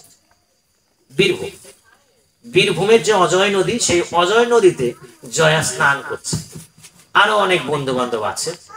5 বছরের বালক, তো ছোট। ওই বন্ধুরা ওকে বলছে, জয়া তুই বাড়ি যা, তোর বিপদ, তোর একটা সমস্যা হয়ে গেছে। কেন, কি সমস্যা? আমারে তো এই মাত্র আমার মা আমাকে পাঠিয়ে দিল যে তুই বাবা স্নান সেরে আয়, তারপর তোকে আমি ভোজন করাবো, আমি আমার গোপালকে সেবা দিয়ে নেই, তুই যা স্নান করে আয়। তাহলে আমার বাড়িতে, আর বাবা তো বেরিয়ে গেছে অনেক আগে, তাহলে আমার বাড়িতে কি সমস্যা? আমি যাবো না, আর স্নান কর। জয়া রে, আমাদের কথা রাখ, তুই বাড়ি পাই। কেন যাবি? কেন যাবো বলবি তো, কেন যাব? জয়া, এটা বলা যাবে না, তুই যা না। আমি তার যাবো না, যা না। জয়া, তোর মা মারা গেছে, তোর মা মারা গেছে। মা মারা যাবে মানে? মা মারা যাবে কেন? আমি তো মা আমাকে পাঠিয়ে দিল এই মাত্র, মা মারা যাবে কেন? 5 বছরের বালক তো মারা যাওয়াটাও বুঝে না, মৃত্যুটাকে বুঝে না। কারণ না, আমি মাকে দেখে আসছি এই মাত্র। আচ্ছা ঠিক আছে, মা যদি মারাই যেয়ে থাকে, যাই বলতে বলতে আসতেছে, পাড়া দিয়ে আসতেছে, ও কাকিমা শুনছো, আমার মা মারা গেছে। আর যখনই নাকি কাকিমা শুনছে হাউমাউ করে কেঁদে উঠছে। কি বলে বাচ্চা, ওর মা মারা গেছে, ও নিজেই বলছে আমার মা মারা গেছে, কিচ্ছু বুঝে না। এই বালকটিকে রেখে ওর মাটা চলে গেল। ও জেঠামশাই শুনছ, আমার মা মারা গেছে। আরে যা, তুই বাড়ি যা, তুই এভাবে ঘুরতেছিস কেন? তোর বলতে হবে না, তুই যা, যাই তোর মাকে দেখ। যেটা তুমি যাবা না, আমার মাকে দেখবা না, আমার মা মারা গেছে, এইভাবে বলতেছে। গ্রাম দিয়ে ঘুরে আর ওই যে স্নান সেরে অজয় নদীর থেকে স্নান করে যত বাড়িতে আসতে আসতে যার সাথে দেখা হচ্ছে শুধু একই কথা বলছে, আমার মা মারা গেছে। বাড়িতে এসে উঠছে, বাড়িতে এসে দেখে তুলসী তলায় ওর মাকে শয়ন করে রাখছে। আর আশেপাশে যারা বসা তারা বসে চোখের জল ফেলছে। জয়া এসে সবাইকে বলছে, কাকিমা তোমরা কাঁদছো কেন? মাকে এরকম মাটির মধ্যে শুয়ে রাখছো কেন? আমার মার কি হয়েছে? মা মারা গেছে? মারা যায় কিভাবে মা? মা তুমি না আমাকে বললা যে আমি স্নান সেরে আসবো, তারপরে তুমি গোপালের প্রসাদ আমাকে সেবা করাবা? চলো তুমি, তুমি ঘরে চলো, তুমি এভাবে শুয়ে আছো কেন? টানছে। আর সবাই যারা বসা তাদের কান্নার গতি আর রোধ করতে পারছে না, তারা অযথায় আরো কান্না করছে। কি বালক, ছোট্ট বালক। পাশে বসা ছিল কে? ভোজদেব, জয়ার বাবা। ততক্ষণে চলে এসেছে। যখন স্ত্রী চলে গেছে, স্ত্রী বিয়োগের সংবাদ চলে গেছে, তখন বাবাই চলে এসেছে। ভোজদেব বর্মন, ভোজদেব চলে এসেছে, এসে বলছে, এই তোরা আমার জয়াকে একটু ফিরা। জয়া ছাড়া তো আর কেউ নেই আমার, ওর মা চলে গেছে, জয়া তাও বুঝতে পারছে না, ওকে একটু ধর, ধর একটু সবাই। জয়াকে যতই সান্ত্বনা দেওয়ার চেষ্টা হচ্ছে, জয়া ওই এক কথাই বলে যাচ্ছে, আমার মা মারা গেছে। যাই হোক, গ্রামের লোকজন এসছে। বর্মন বাবু, আর তো দেরি করা যায় না, তাহলে কোন গাছটি কাটবো? ওই যে গাছটি আছে ওরই হাতের লাগানো গাছ, ওই গাছটি কেটে ফেল, ওর যেন কোনো কষ্ট না হয়, দাহ যেন ভালোভাবে হয়। বলার সঙ্গে সঙ্গে সামাজিক গণেরা গাছটি কেটে ফেল, কেটে নিয়ে গেল। জয়াকে ধরে ধরে নিয়ে যাচ্ছে। জয়া পিছনে পিছনে হেঁটে হেঁটে যাচ্ছে। যাওয়ার পরে যখন নাকি চিতায় উঠিয়ে দিয়েছে মাকে, জয়াকে বলছে, জয়া আয়, তোর মাকে একটু মুখাগ্নি কর। মুখাগ্নি কাকে বলে? মুখাগ্নি কিভাবে? যে আগুন মুখে, আমি ওর মাকে আমি আগুন দেব না। আরে আগুন দেওয়া না, আগুনটা একটু ধর সামনে, শুধু আগুনের আভাটা একটু মুখে লাগুক, তুই তো তার সন্তান। এই কথা বুঝিয়ে বুঝিয়ে বুঝিয়ে বুঝে মায়ের মুখে একটু আগুনের আভা দিয়েছে, দাহ হয়ে যাচ্ছে। সকালে কিন্তু বাচ্চাটি খায় নাই, খেয়েছে না, খাওয়া কিন্তু আর হয়নি। না খেয়ে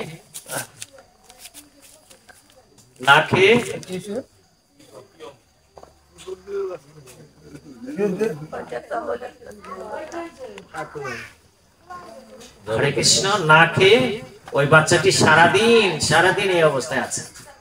তারপরে সন্ধ্যা ঘনিয়ে গেছে, দাহ হয়ে গেছে, বাচ্চাটি একটু ওই পাশে গিয়ে নিদ্রায় চলে গেছে। যখন দাহ হয়ে গেছে, সীতা শান্ত হয়ে গেছে, তখন ভোজদেব বলছে, ওই আমার জয়া কোথায় রে, জয়াকে একটু খোঁজ। তখন এক কাকা বলছে, ওই যে জয়া তো ওখানে ঘুমিয়ে পড়েছে, জয়াকে উঠাও। জয়াকে ভোজদেব কাঁধে নিয়েছে, আর কাঁধে নিয়ে ওই চিতার দিকে তাকিয়ে বলছে, আমার মা এখানে রয়ে গেল, আমার মা এখানে রয়ে গেল, আর আমাকে বাবা বাড়িতে নিয়ে যাচ্ছে, আমি বাড়ি যাব না বাবা, আমি বাড়ি যাব না। আরে বাড়ি তো যেতে হবে, এটা তো শ্মশান, এখানে যারা মারা যায় তারা থাকে, তুই বাড়ি চল বাবা, তুই কাঁদিস না, তুই বাড়ি চল। জয়াকে নিয়ে বাড়িতে চলে এসেছে। তারপরে যা কিছু করা দরকার শাস্ত্রীয় বিধান মতে, কাপড় পরানো দরকার হয়ে গেছে, শ্রাদ্ধ শান্তি হয়ে গেছে, ইত্যাদি ইত্যাদি যা কিছু হয়ে গেছে। সংসারে তো আর কেউ নেই, শুধু জয়া আর জয়ের বাবা। এখন বাড়িতে যে জয়কে রেখে যাবে, তাহলে বাচ্চাটি যদি কোনো দুর্ঘটনা কবলিত হয় তাহলে কি হবে? রেখা কি যায়? এই এক কাজ কর জয়, তোর থাকতে হবে না, তুই আমার সাথে চল। আমার যে যজমান আছে, ব্রাহ্মণ তো, ব্রাহ্মণ কিন্তু ব্রাহ্মণ, ব্রাহ্মণ কিন্তু ব্রাহ্মণ কিন্তু ব্রাহ্মণ, আমার যে যজমান আছে, আর ওই যে আমি জমিদার বাড়িতে গোপাল সেবা দিই, স্বর্ণের গোপাল, তুই পূজাটা দেখ। আমি যদি চলে যাই তুই পূজাটা করবি, আর তোর আর বাড়িতে থাকতে হবে না। তোর মা ছিল, তুই থাকবিস, এখন মা নেই, এখন তুই আমার সাথে থাক।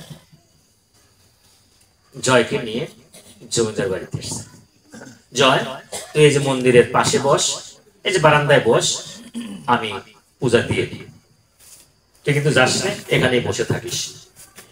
বাবা মন্দিরের ভিতরে প্রবেশ করেছে, প্রবেশ করে পূজার্চনা শেষ হয়ে গেছে।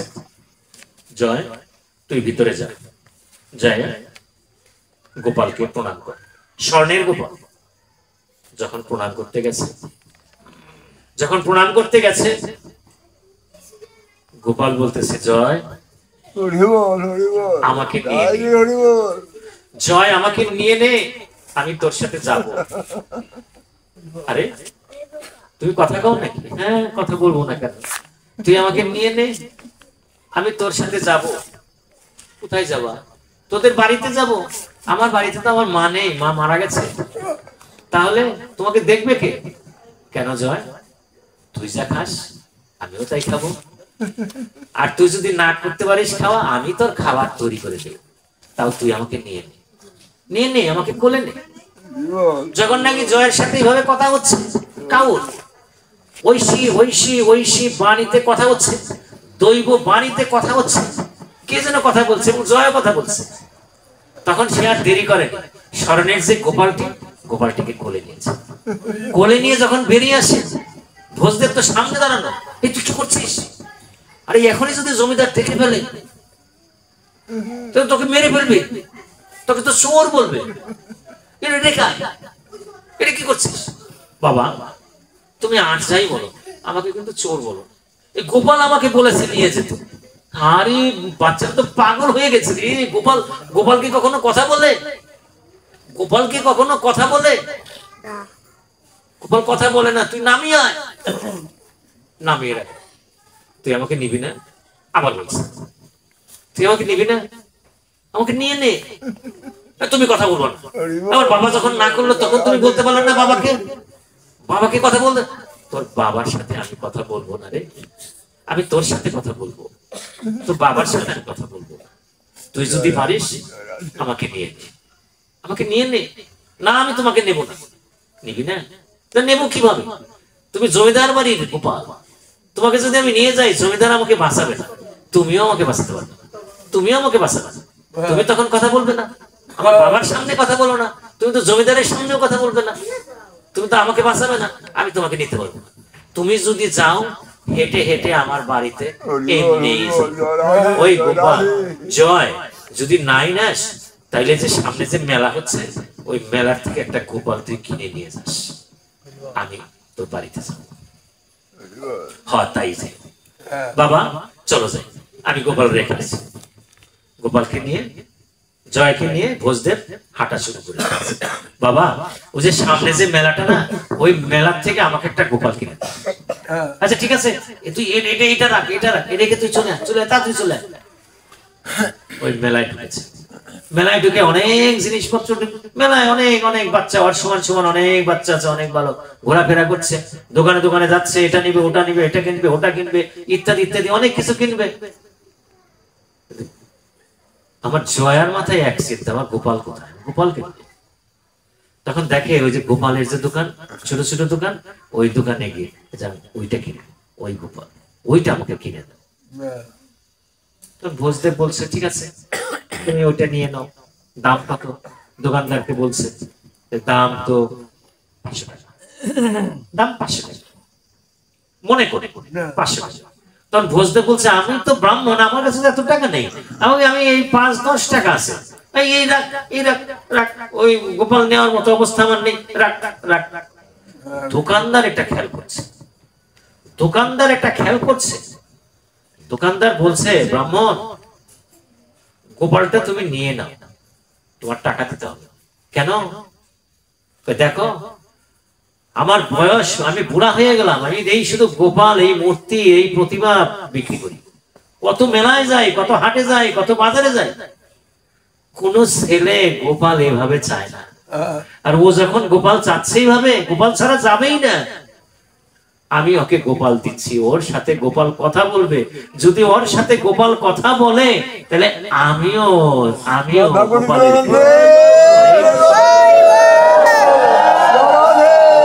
গোপাল দিয়ে দিল, গোপাল এমনি দিয়ে দিল, গোপাল দিয়ে দিল। গোপাল পেয়ে খুব খুশি, খুব খুশি। গোপাল নিয়ে বাড়িতে ওই নিজের জামা কাপড় খুলে ওর মধ্যে গোপালকে বসিয়েছে। জয়া বসিয়ে ফুল এনে বলছে, গোপাল আপাতত তোমাকে ফুল দিয়ে পূজা করলাম, আমার তো মা নেই। ওই বাবা কখন প্রসাদ তৈরি করবে, যদি করে সেবা করবা, আর তা না করলে অমনি বসে থাকো। আর আমিও বসে আছি, তুমিও থাকো। এইভাবে গোপালের সাথে কথা বলে। গোপাল বুঝতে পারছে বাবা আসছে। এরে জয়, গোপালের জন্য কিছু প্রসাদ, যে আমি কি প্রসাদ তৈরি করব? আচ্ছা ঠিক আছে, ঠিক আছে, আমি প্রসাদ তৈরি করছি, আমি প্রসাদ তৈরি করছি। কিন্তু তার আগে আমি ওই যে তুলসীকে একটু বন্দনা করে আসি, একটু সেবা করে আসি। হাতে একটু জল নিয়ে তুলসীর তলাটা একটু লেপে দিয়ে আসছে। লেপে দিতে যাচ্ছে, লেপা হয়ে গেছে।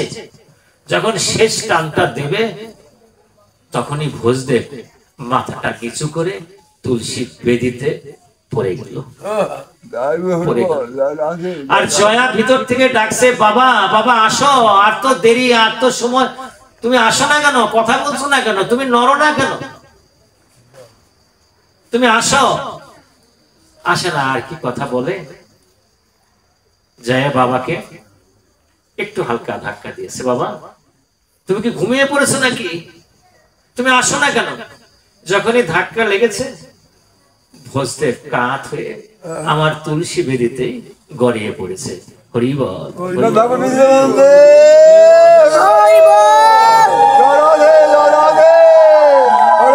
জয়া এখন কি করবে? যে করে আমার আশ, আমি করি তার সর্বনাশ। মা গেল, বাবাও চলে গেল। জয়া বলছে, বাহ গোপাল বাহ, যেদিন তুমি আসলা সেদিন আমার বাবু গেল। এখন তার আমার কেউ নেই। কাকা এগিয়ে আসছে, কাকিমা এগিয়ে আসছে, এই তোর মা নাই, আমি তোর মা। না না না, তুমি আমাকে মা বলতে বলো না। তোমাকে আমি যাকে মা বলবো, ওই গোপাল তাকে নিয়ে নেবে। আমি তোর বাবা, আমি তোর বাবা, কাকা বলছে। না কাকা, তুমি তা বলো না, আমি বাবা বলবো না। কারণ আমি যাকেই বাবা বলি, গোপাল তাকে নিয়ে নেয়। তত্ত্বটা কি দেখো, সংসারে বাবা মা কেউ না। আমি তাকে বাবা বলবো, মা বলবো, যে কোনোদিন যায় না, যে কোনোদিন যায় না, যে কোনোদিন ছেড়ে যায় না, তাকে বাবা বলবো, মা বলবো। আমি আমার গোপালকে নিয়ে যাব না। কাকিমা তুমি বরঞ্চ গোপালটিকে রেখে দাও, আমি বৃন্দাবনে চলে যাব। আমি বৃন্দাবনে চলে যাব। যদি বৃন্দাবনে না যেতে পারি, তাহলে ওই জগন্নাথ মন্দিরে যাব। কারণ কলির কৃষ্ণ হচ্ছে জগন্নাথ। জগন্নাথে যাব, জগন্নাথে যাব বলে ওই জামাটা কাঁধে নিয়ে ওই 5 বছরের বালক হাঁটা শুরু করেছে। কোথায়? উড়িষ্যার দিকে। বীরভূম থেকে উড়িষ্যার দিকে যাত্রা করছে জগন্নাথ ধামে। রাস্তায় যার সাথেই দেখা হচ্ছে, রাস্তায় যার সাথেই দেখা হচ্ছে, জিজ্ঞাসা করছে, কাকা এখান থেকে জগন্নাথ ধাম আর কত দূরে? কত দূরে? আরে হাঁটতে থাকো, হাঁটতে থাকো, যাও। পাগল নাকি ছেলেটা? যাকে পাচ্ছে তাকেই কথা। এই তুমি কি পাগল? জিজ্ঞাসা করছো? কাকা আমি পাগলই। তুমি জানো আমি কিসের পাগল? আমি শুধু আমার গোপাল নামের পাগল, আমি শুধু আমার কৃষ্ণ নামের পাগল। তুমি আমাকে পাগল বলো, আমি আরো খুশি হবো। আরেকবার বলো পাগল, শুধু আমি কিন্তু কৃষ্ণ নামের পাগল। বলছে আর যাচ্ছে, বলছে আর যাচ্ছে। যে একদম জগন্নাথ পুরীতে গিয়ে উপস্থিত, জগন্নাথ পুরীতে গিয়ে উপস্থিত, ক্লান্ত হয়ে গেছে, ঘুমিয়ে পড়েছে। কিছুক্ষণ পরে অনুভব করছে কে যেন তাকে ডাকছে, ওর সমান একটা বালক ডাকছে, এই উঠো উঠো, তোমার নাম জয় না? হ্যাঁ জয়। তুমি জানো কি করে? আমি জানি। তুমি বীরভূম থেকে আসছো না? হ্যাঁ বীরভূম থেকে আসছি। কি কারণে আসছো? যে আমি একে বাবা বলবো, একে মা বলবো। আমি যাদেরকে বাবা বলতাম, যাদেরকে মা বলতাম, তারা কেটে নেই। আমি এদেরকে বাবা বলবো, একে মা বলবো, একে বাবা বলবো। আমি এই কারণে এখানে এসছি, এখানে থাকবো। তুমি চলে যাও, চলে যাও, এখনই যাত্রা শুরু করো। এখানে মা বাবা বলে মা বাবাকে পাবে না। আচ্ছা তোমাকে একটা গোপাল কিনে দিয়েছিল না তোমার বাবা? এই তুমি এত কিছু জানো কি করে? আরে আমি জানি, তোমাকে আমি যা বলছি তুমি খালি স্বীকার করো, সত্য না মিথ্যা স্বীকার করো। তোমাকে একটা গোপাল দিয়েছিল না বাবা? হ্যাঁ দিয়েছিল। তুমি এখনই গিয়ে ওই গোপালের সেবা করো, গোপালের সেবা করে গোপালকে সন্তুষ্ট করো, যাবে। এই মা আর এই বাবা তোমার বাড়িতে যাবে। যাও যাও, এখনই যাও, এখনই যাও। এই শোনো, যাওয়ার আগে এই ফলটা খেয়ে নাও। এটা হচ্ছে তোমার বাবা যাকে বলছো, এই জগন্নাথ দেবের পোশাক। ফলটা খেয়ে তুমি চলে যাও। ফলটা দিয়ে যখন যাত্রা শুরু করেছে, পিছে তাকিয়ে দেখে ছেলেটি নাই, অদৃশ্য হয়ে গেছে। জয়া দেরি করেনি, ছুটে এসছে, ছুটে এসছে, আবার ব্যাক করে চলে এসছে। কোথায়? অজয় নদীর তীরে, ওই বাড়িতে। কাকিমার কাছ থেকে গোপালকে চেয়ে নিয়ে অজয় নদীর তীরে কুটির করে গোপালের সেবা শুরু করে দিয়েছে। গোপালের সেবা। আবার এদিকে কি হয়েছে? গোপালের সেবায় এখন জয় ব্যস্ত। এই মাস 3-6 এরকম হয়ে গেছে, গোপালের সেবা চলছে চলছে। আর এদিকে আরেকজন সুদেব বর্মন, তার কোনো বাচ্চা হয় না, তার কোনো বাচ্চা হয় না। ওই জগন্নাথ ধামের গিয়ে, জগন্নাথের কাছে গিয়ে মানত করেছে, যদি আমার ছেলে হয় তোমার দাস বানাবো, আর যদি মেয়ে হয় তোমার দাসী বানাবো, তুমি আমাকে একটা সন্তান দাও। প্রভু কৃপা করেছে, সন্তান হয়েছে, গর্ভে সন্তান হয়েছে, সন্তান প্রসব হয়েছে, ভূমিষ্ঠ হয়েছে। সন্তানের নাম মেয়ে এসছে, কন্যা তনয়া, তনয়া এসছে। নাম কি? নামও রেখেছে, নাম রেখেছে পদ্মাবতী। বাহ, চমৎকার নাম, পদ্মাবতী, পদ্মাবতী নাম রেখেছে। এই যে প্রতিটি সূর্যোদয় হচ্ছে, আর একদিন দুদিন করে কলা বাড়ছে, কলা বাড়ছে, কলা বাড়ছে। জয়কে কত বছর রেখে আসলাম? 5 বছর মাস 3, 5 বছর মাস 3 সময়ে পদ্মার জন্ম হলো। এটা বাড়তে বাড়তে বাড়তে বাড়তে বাড়তে বাড়তে যখন নাকি 14, 15, 16 মধ্যে চলে এসছে, পরিপূর্ণ কলার রূপ নিয়েছে, তখন সুদেব বর্মন, এও বর্মন, সুদেব বর্মন আর দেরি করেনি, বাচ্চাকে নিয়ে, ওই তনয়াকে নিয়ে আমার জগন্নাথ ধামে এসে উপস্থিত হয়েছে। কেন? কথা দিয়ে গিয়েছিল, যদি তনয়া হয় তোমার দাসী করব, যদি তনয় হয় তোমার দাস করব। এনে জগন্নাথ ধামে তনয়াকে নিবেদন করেছে, তোমার কাছে প্রভু দিয়ে গিয়েছিলাম। শুধু আমি আমার একটি শব্দের জন্য আমি তনয়া চেয়েছিলাম, তনয় চেয়েছিলাম, যে শুধুমাত্র আমাকে একবার বাবা বলে ডাকবে, শুধু ওর মাকে একবার মা বলে ডাকবে, আর তোমার দাস করে দিয়ে গেল, তোমার দাসী করে দিয়ে গেল। জগন্নাথ ধামে রেখে, মেয়েকে রেখে চলে আসে।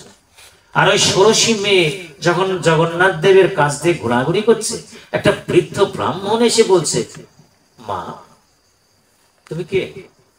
তুমি পদ্মাবতী না? হ্যাঁ পদ্মাবতী। তা এখানে কেন? আপনি আমার নাম জানেন কি করে? আমি তোমার নাম জানি, তোমার বাবা হচ্ছে সুদেব, তোমাকে মানত করে পেয়েছিল না? হ্যাঁ বাবা তো তাই বলেছে। তা তুমি এখানে কি করো? যে বাবা আমাকে দিয়ে গেছে, আমি জগন্নাথ দেবের দাসী। যদি দাসী হও তাহলে সংসার করো, সংসারের থেকে দাসী হও। সংসারে না থেকে দাসী হওয়া যাবে না, তাতে কলঙ্ক আসবে। তুমি সংসারে চলে যাও। আমার তো সংসার নেই, আমি সংসারে যাব কি করে? আছে সংসার। তুমি অজয় নদীর তীরে যাও, ওখানে জয়দেব আছে, জয়দেব আছে। তুমি তার পানি গ্রহণ করো, মানে কি হাত গ্রহণ করো, তুমি তার সাথে বিবাহ বন্ধনে আবদ্ধ হও, তারপরে দুজন চলে আসো। আর আসতে হবে না, জগন্নাথ দেব তোমাদের কাছে গিয়ে দেখা দেবে। দেখা দেবে। যাও যাও যাও। পদ্মার দেরি করে, আমি একটু ছোট করে আসলাম। পদ্মার দেরি করেনি, ওই অবস্থায় হাঁটা শুরু করেছে। হাঁটতে হাঁটতে হাঁটতে হাঁটতে এমন একটা মোড়ে এসে দাঁড়িয়েছে, 4 রাস্তা। এখন কোন দিকে যাবে? অজয় নদী কোন দিকে, বীরভূম কোন দিকে? 4 রাস্তায় দাঁড়িয়েছে, রাস্তা চিনছে না। ছোট্ট একটা বালক, ন্যাংটা বালক এসে বলছে, ওর কাছে দাঁড়িয়েছে, পদ্মার কাছে, যাইনি ঠেস দিচ্ছে, এই সরো, আমাকে যেতে দাও, যাও। আবার গিয়ে অন্য জায়গায় দাঁড়াচ্ছে, না আমি এই রাস্তায় যাবো না। ওইখানে পদ্মা গিয়ে দাঁড়িয়েছে, তাকে আবার ঠেস দিয়েছে। কিন্তু মহা মুশকিল দেখি, আমি যেখানেই যাই সেখানেই বাচ্চাকে এসে ঠেস দেয়। কি চাস কি তুই কি চাস? তুমি সরো, আমি আমি এই রাস্তায় যাবো। যা, তুই যা এই রাস্তা, তো তুমি সরো। কিছু দূর গেছে, যে না আমি এই রাস্তায় যাবো। আবার পদ্মা গিয়ে যেখানে দাঁড়াইছে যে মোড়ে, ওইখানে যে তাকে আবার এখানে তত্ত্ব আছে, খুব খেয়াল করে ঠেস দিছে। ওই তুই আমার সাথে এরকম করতেছিস, তুই কি, তুই যাবি কোথায়? আমি বাড়ির থেকে রাগ করে আসছি। রাগ করে এসছি, তোর বাবা মা নাই? বাবা মাও রাগ করছে। বাবা মা রাগ করছে মানে কি? বাবা রাগ করছে, তার আগে আমার মা রাগ করছে। কেন? মা রাগ করে কোথায় গেছে? মা রাগ করে তার বাপের বাড়ি গেছে। মা রাগ করে তার বাপের বাড়ি গেছে। আচ্ছা ঠিক আছে, ভালো করছে। তো বাবা কোথায় গেছে? বাবাও রাগ করছে, বাবা রাগ করে তার শ্বশুর বাড়ি গেছে। তুই এখন কি করবি? তুই এখন কি করবি? যা, আমি এখন রাগ করছি, আমি রাগ করে আমার মামার বাড়ি যাবো। কি হলো কথাটা? এক জায়গায় পদ্মাবতীর আর বুঝতে বাকি রইল না যে তে রাস্তা, যেটাই বলি তে রাস্তা, যে রাস্তাই আমি যাব না কেন, ওই অজয় নদীর তীরে যাব এবং জয়দেবের সাথে আমার দেখা হবে। যে রাস্তা দেখা হবে এবং যে রাস্তায়, যে পথের, যে মতের যেই থাকুক না কেন, রাস্তা ওই একটাই। যে যেভাবেই আসুক না কেন, ওই রাস্তায় গিয়ে দেখা হবে। এটা তো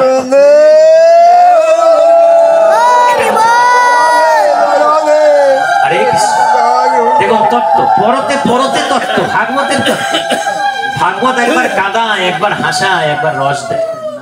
এটাই হচ্ছে ভাগবতের চমৎকারিতা, এটাই হচ্ছে সুন্দর, এটাই হচ্ছে স্বাদ। এসে এসে একদম অজয় নদীর তীরে কুটিরে এসে দাঁড়িয়েছে। দাঁড়িয়ে আর দেরি করে, চিনে ফেলেছে এটাই জয়দেব। কারণ যেভাবে বেশভূষা জয়দেব, জয়দেব যখন ওখানে বসেছিল তখন কিন্তু সে বলেছিল, গোপাল ছাড়া আমার আর কেউ নেই, আমি আর কাউর হবও না, গোপালই আমার সব, আমি গোপালের। গোপাল ছাড়া আমি কিছু চিন্তা করব না। ওর এক বন্ধু ছিল, বন্ধুর নাম ছিল পরাশর। পরাশর পরাশরের সাথে খেলাধুলা করত আর গোবিন্দের সেবা করত, গোপালের সেবা করত। কিন্তু পদ্মা এসে এমন ভাব করলো, পদ্মা এসে পিছন থেকে তার চোখটি ধরেছে। কার? জয়া। ধরে না ছোট ছোট বাচ্চারা পিছন থেকে চোখ বন্ধ করে, বলতো আমি কে, বলতো আমি কে? তুই হচ্ছিস পরাশর। হ্যাঁ পরাশর। এই চোখ ছাড়, আমি গোপালকে সেবা করবো না। তুমি যদি কথা দাও যে তুমি কোনোদিন আমাকে ভুলবা না, যে না তোকে আমি কোনোদিন ভুলবো না, না তাতে হবে না। তুমি আমাকে কোনোদিন ছাড়বা না, যে না আমি তোকে কোনোদিন ছাড়বো না। তুই আমার সব, আমি তোর সব, তাও এখন ছাড়। ঠিক বলছো তো? ত্রিসত্য দিচ্ছ তো? হ্যাঁ ত্রিসত্য দিচ্ছি। চোখ ছেড়ে দিছে। চোখ ছেড়ে দিয়ে যখন তাকিয়েছে, দেখে পিছনে পদ্মা। আরে তুমি কে? আমি হচ্ছে পদ্মাবতী। কোথেকে আসলে? ওই জগন্নাথ মন্দিরে গিয়েছিলাম, জগন্নাথ মন্দির থেকে এক ব্রাহ্মণ আমাকে পাঠিয়ে দিয়েছে। তুমি তো আমাকে বলেই বলছো আমাকে তুমি ছাড়বে না, তুমি আমাকে গ্রহণ করেছো, আমিও তোমাকে ছাড়বো না। আমরা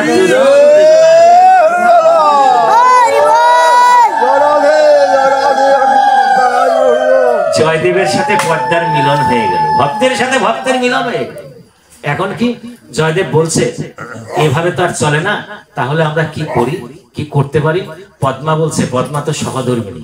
সহধর্মিণী কাকে বলে আমি আরেকদিন ব্যাখ্যা দিয়ে গেছি। স্বামীর ধর্মকর্মে যে সহযোগিতা করে, স্বামীর ধর্মকর্মে যে অনুপ্রেরণা দেয়, তাকে বলে সহধর্মিণী। আর যারা যারা তারা অন্য নামে, কিন্তু সহধর্মিনী হচ্ছে স্বামীর ধর্মকর্মে যে সহযোগিতা করবে, যে অনুপ্রেরণা দেবে, সে হচ্ছে সহধর্মিনী। আমাদের পদ্মা হচ্ছে সহধর্মিনী।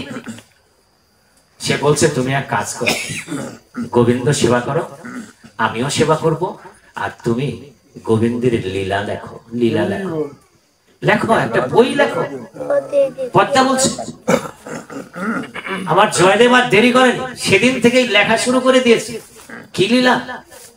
কৃষ্ণ লীলা, রাধা লীলা লেখা শুরু করে দিয়েছে। লেখা শুরু করে লিখতে লিখতে লিখতে লিখতে একদিন এমন পর্যায়ে চলে এসছে অভিমান। কার সাথে কার অভিমান?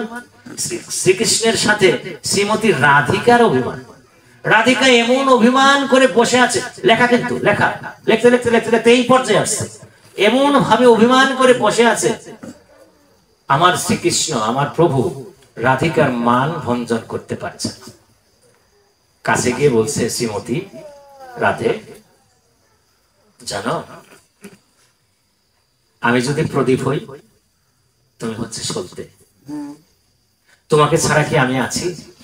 আমি যদি প্রদীপ হই, তুমি হচ্ছে আমার সলতে, সলতে ছাড়া কি প্রদীপ হবে? শ্রীমতী একটু কথা বলো, কথা বলে না। আবার কি বলে? শ্রীমতী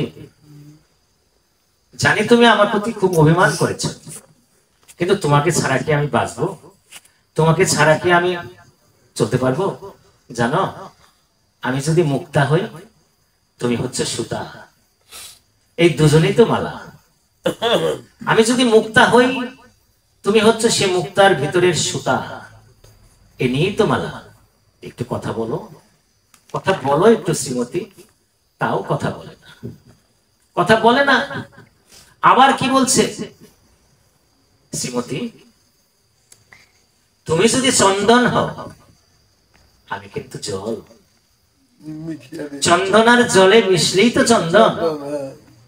শ্রীমতী তুমি ছাড়া কি আমি, আমি ছাড়া কি তুমি? তাও কথা বলছে না, কথা বলছে না। শ্রীমতী তাহলে তো এখন না, আমি লিখতে পারবো না, এটা আমার পক্ষে এটা লেখা সম্ভব না। কি লেখা? যে এখন তাহলে লিখতে হবে যে আমি তোমার চরণ ধরি, এ কথা বলা না, এটা এটা লেখা সম্ভব। তাহলে আমি বৈষ্ণব সমাজে উত্তর দিতে পারবো না যে শ্রীকৃষ্ণকে দিয়ে যদি আমি রাধার চরণ ধরাই, তাহলে বৈষ্ণব সমাজ যে প্রশ্ন করবে, আমি সেই প্রশ্নের উত্তর দিতে পারবো না। আমি এটা করাতে পারবো না, এটা আমি লিখতে পারবো না। পদ্মা, পদ্মা, পদ্মা, আমার লেখার হলো না। তুমি আমাকে তেল দাও, আমি স্নান করতে যাব। তুমি আমাকে তেল দাও, আমি স্নান করতে যাব। তেলের বাটি দিয়েছে, খাঁটি সরিষার তেল, তেলের বাটি। প্রতিদিন যে বাটির তেল নিয়ে গঙ্গার তীরে গিয়ে, অজয় নদীর তীরে গিয়ে স্নান সেরে আসে জয়দেব, বাটি নিয়ে আস্তে আস্তে নদীর তীরে চলে গেছে। লিখতে পারবো না আমি, আমার বই লেখা বন্ধ, তবু আমি এই কথা লিখতে পারবো। আমি অনেক লিখেছি, কিন্তু এটা লিখতে পারবো না। ওদিকে স্নান করছে, এদিকে প্রসাদ তৈরি হয়ে গেছে গোপালের। জয় এসে দাঁড়িয়েছে, জয় পদ্মা ভোগ কি তৈরি হয়ে গেছে? হ্যাঁ হয়ে গেছে প্রভু, তুমি গোপালকে নিবেদন করো। গোপালকে নিবেদন করেছে, তাহলে এবার আমাকে প্রসাদ দাও, দাও প্রসাদ দাও। প্রসাদ সেবা হয়ে গেছে, প্রসাদ সেবা হয়ে গেছে, তুমি আমার মন্দিরটি একটু খুলে দাও। ওই যে বই বই যে ঘরে বসে লিখছিলাম, সেই ঘরটি একটু খুলে দাও, আমি দেখি ওখানে আর কিছু লেখা যায় কিনা। বলে তো গিয়েছিলাম লিখবো না, দেখি লেখা যায় কিনা, লেখা যায় কিনা। লিখে ঘর বন্ধ করে, পদ্মা আমাকে একটু বিশ্রাম করতে দাও। বিশ্রামের ঘরে নিয়ে দিয়েছে। পদ্মা আহারে বসেছে, প্রসাদ সেবায় বসেছে। তখন বাইরের থেকে ডাক আসছে, পদ্মা তুমি আমাকে ছাড়া আহারে বসছো? আমি না তোমাকে সতী সাধ্বী ভাবতাম, তোমাকে আমি সহধর্মিনী ভাবতাম। তুমি পতির সেবা না করি তুমি নিজে সেবায় বসলে। এখন পদ্মা একবার ঘরের দিকে তাকায়, একবার জয়ের দিকে তাকায়। কে সে? আপনি কে? কেন আমি জয়দেব তোমার স্বামী? কেন আমার স্বামীর ভোজন তো হয়ে গেছে, আমার স্বামী সেবা করে তো বিশ্রাম করছে, আপনি কে? আরে কি বলছো তুমি? আমি তো তোমার স্বামী। এই যে তোমাদের তেলের বাটি, দেখো তো তেলের বাটি, তেলের বাটি, হ্যাঁ তাই তো, এই তেলের বাটি তো আমিই দিয়েছি, আমাদেরই তেলের বাটি। তাহলে তো এই আমার স্বামী। তাহলে আগে যে আসছে সে কে? সে কে? জয়দেবের আর বুঝতে বাকি রইল না, দরজাটা খুলে দাও, দেখি কে। ঘরে যায়, দেখে কেউ নেই, শুধু পদ্ম গন্ধ আছে, শুধু পদ্ম গন্ধ আছে, আর কেউ নেই, আর কেউ নেই। পদ্মাবতী, তুমি একটু আমার মন্দিরটা খুলে দাও, আমার বইটা দেখি। হ্যাঁ তুমি তো বইও লিখেছো। হ্যাঁ লিখেছি, দেখি কি কি লিখেছে। যে দেখে একটা লাইন পুনরায় নতুন করে লেখা আছে, স্মর গরল খণ্ডনম মম শিরসি মণ্ডনম দেহি পদ পল্লবম মুদারম মুদারম। হে শ্রীমতী রাধিকা, তোমার চরণ আমার মস্তকে দাও, তারপরেও তুমি আমার সাথে কথা বলো। আমার প্রভু লিখে চলে গেছে। জয়দেব চিৎকার করে পদ্মাবতীকে জড়িয়ে ধরে বলল, পদ্মা তুমি হচ্ছ ভাগ্যবতী, আমার প্রভুকে তুমি দর্শন করেছো, নিজ হাতে সেবা করেছো, সেবা করে প্রসাদ পেয়েছো, ওই প্রসাদ তোমার ভক্ষিত প্রসাদই আমাকে দাও, আমি সেবা করে আমার জীবনটাকে ধন্য দিই। হরে কৃষ্ণ। সর্বে ভবন্তু সুখিনঃ, সর্বে সন্তু নিরাময়া, সর্বে ভদ্রাণি পশ্যন্তু, মা কশ্চিৎ দুঃখ ভাগ হবে। ভালো থাকুন, সুস্থ থাকুন, নিরাপদে থাকুন।